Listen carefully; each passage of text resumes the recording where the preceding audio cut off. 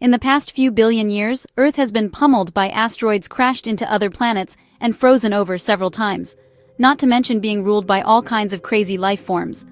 Sometimes it's a wonder that our blue home world has survived it all. But if we want to take a whirlwind tour of our planet's history, we'll have to start way back at the very beginning.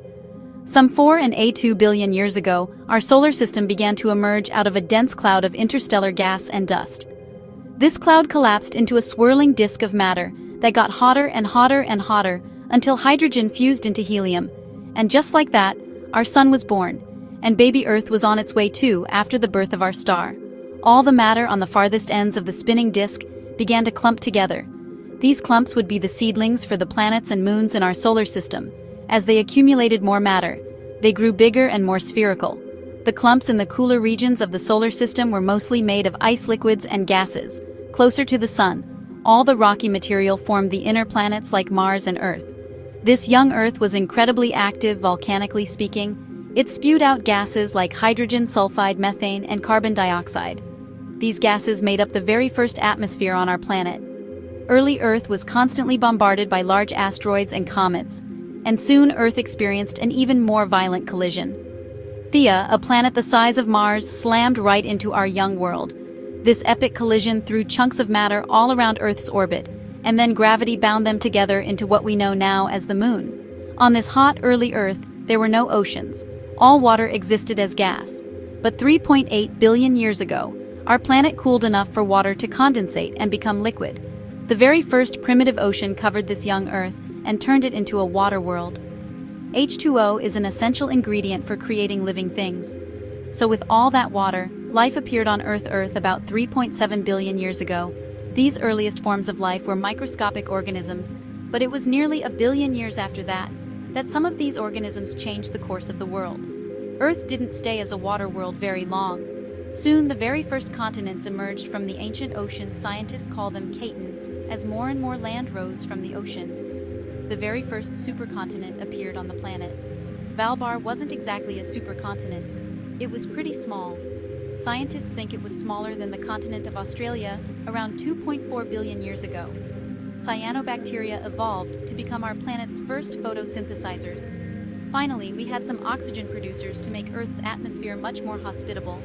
And the rest is history, folks. Just kidding. We've still got a long way to go with all this new oxygen. Earth's atmosphere had much lower levels of carbon dioxide, and that made the planet icy cold. Much of our young world froze over, as Earth saw its first ice age now as Earth's atmosphere was changing.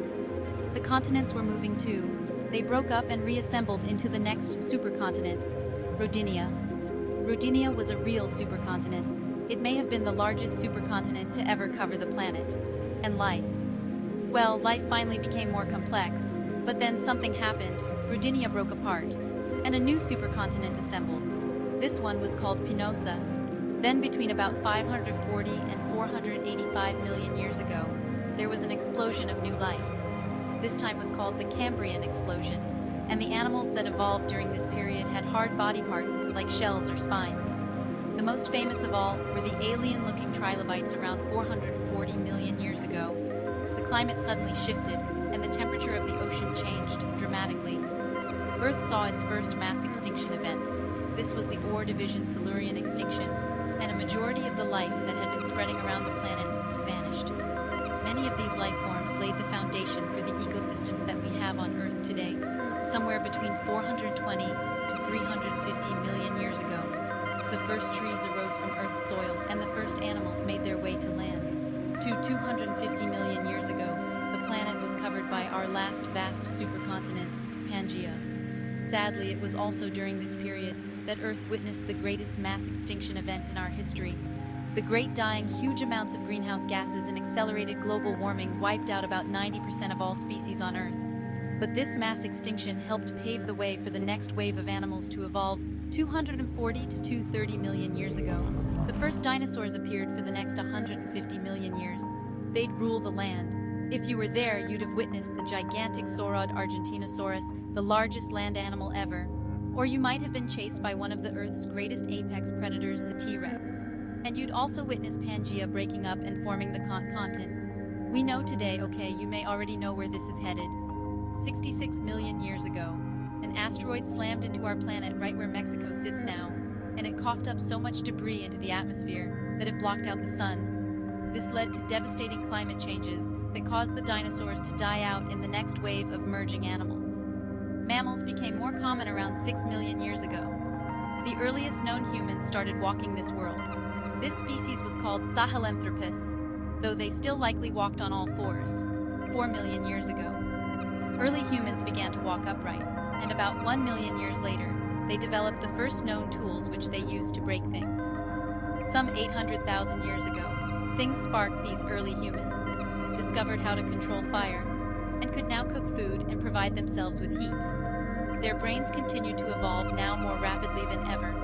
These humans learned to interact with each other and the surrounding world in whole new ways than between 40,000 to 15,000 years ago, all other human species besides Homo sapiens went extinct 10,000 years ago. Earth saw its earliest farmers. These previously nomadic humans stopped wandering the planet and finally put down their roots, jumping way forward to about 250 years ago. The Industrial Revolution took place. We went through major technological, socio-economic, and cultural transformations. Rural-based farm societies became more industrialized urban ones. Our human population continued to grow by 1804.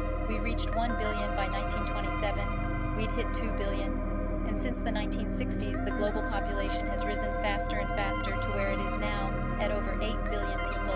And now there's a new threat to human existence, and many other forms of life here on Earth. Climate change, temperatures, and sea levels are rising worldwide, and biodiversity is declining. We could be on the verge of another mass extinction event if things don't change. But that's a story for another what if.